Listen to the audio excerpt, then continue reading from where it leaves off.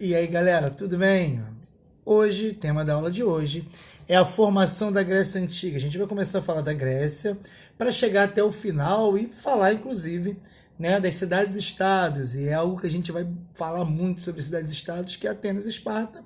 E vamos entender a diferença dos dois, a formação, as guerras, né, as formações das ligas, né?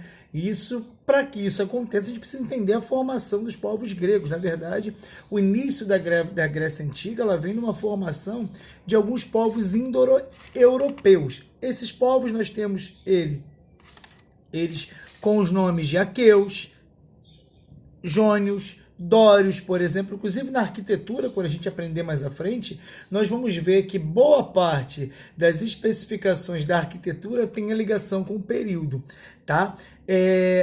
O relevo, o grande, né, na verdade, o grande terreno, o grande relevo grego é formado de forma montanhoso e de alguma forma também acidentado em um solo muito árido, né?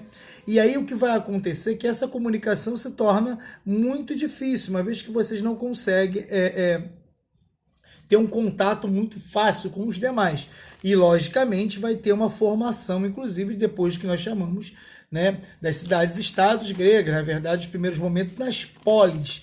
Essas polis vão também ser de uma grande importância do ponto de vista de pesquisa, uma vez que essas polis, depois cidades-estados, vão ter um período que uma vai estar no poder e um período em que outra vai buscar o poder. Vamos ter guerra, vamos ter desenvolvimentos, e a partir daí, então, vocês vão ver essa divisão.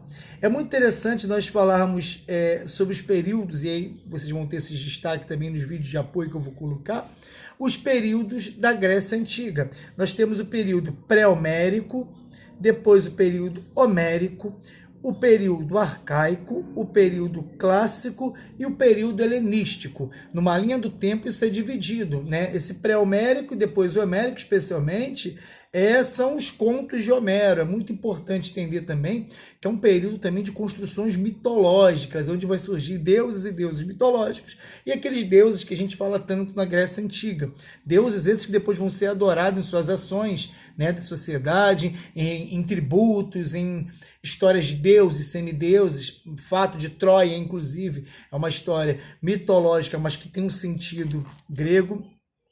Nós temos também que ver que a formação do período homérico surge as primeiras polis, e essas primeiras polis, que são organizações políticas, tá? Elas vêm, na verdade, um processo autossuficiente, tá? Que nós podemos falar também que eram genos, o nome dos genos, que com o passar do tempo, o desenvolvimento, um solo mais fértil, vai virar as cidades-estados, essas que a gente vai trabalhar mais à frente. A estrutura das polis, especialmente do século V antes de Cristo, e é bom a gente levar em consideração, já era espalhada por todo o território, tá? Da Península Balcânica até a Ásia Menor. Então era muito comum você ver já as primeiras formações. Existiam também a chamada Acrópole, isso é um detalhe que a gente vai ver depois com mais calma também, que significava uma cidade que era totalmente fortalecida, fortificada, tá? E que era feita no alto de uma colina. Ali tinha as decisões, por exemplo, né, de onde as decisões da cidade-estado, daquela região, tá? E vai fazer com que as pessoas começassem a morar ao longo dela, próximo dela, buscando ali, virando os centros urbanos e automaticamente também ter os desenvolvimentos de justiça, os desenvolvimentos de arte, os desenvolvimentos também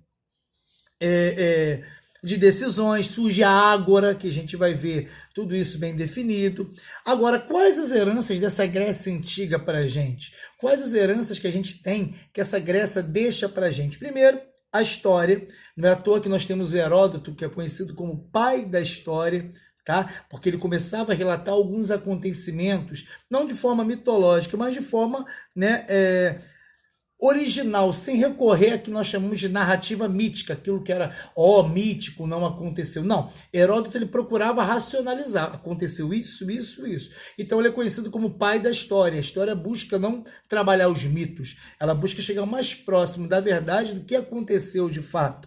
Outro ponto também é a política, que vem do conceito do espaço das polis, onde surge o conceito de cidadão. O camarada pode participar das decisões ou não, tá?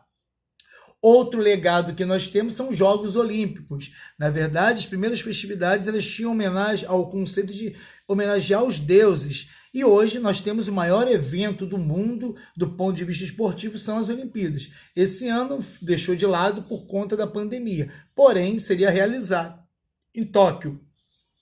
E a mitologia grega, né?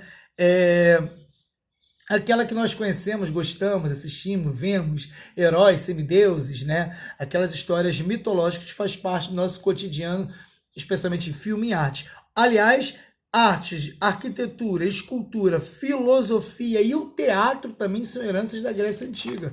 Inclusive, é bom que a gente entenda isso, a criação, tá? Da literatura, especialmente grega, é um marco importante, tá? São aliás, vários poemas, os chamados poemas homéricos, tá? Que nós temos dois. O Odisseia, né? O Ilíada, por exemplo, também é outro poema que narra, inclusive, Troia, a história de Troia. Então, a Grécia Antiga, do ponto de vista como é que eu vou falar para vocês, histórico de formação social, ela tem muito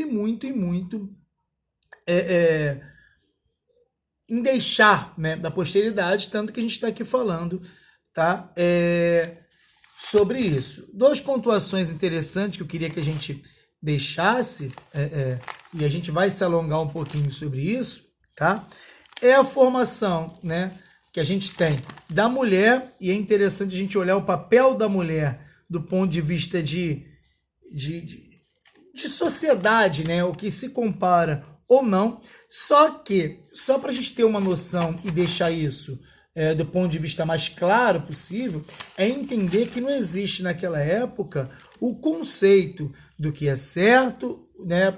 Hoje, que a gente tem como certo em relação ao papel social, e nem também o que é errado do papel social. Naquela época, a sociedade ela vivia de acordo com o que tinha, com o que deixavam, como acontecia dentro da própria sociedade grega. Então, é bom que a gente entenda o seguinte: acontecia como deveria acontecer naquele período, e não um período atual. Se a gente olhar agora para aquela época, a gente vê muita coisa errada, como vocês vão ver nos próximos vídeos aí, tá bom? Tem os outros vídeos também, mais explicadinhos também, que vai emendar e corroborar com isso aqui.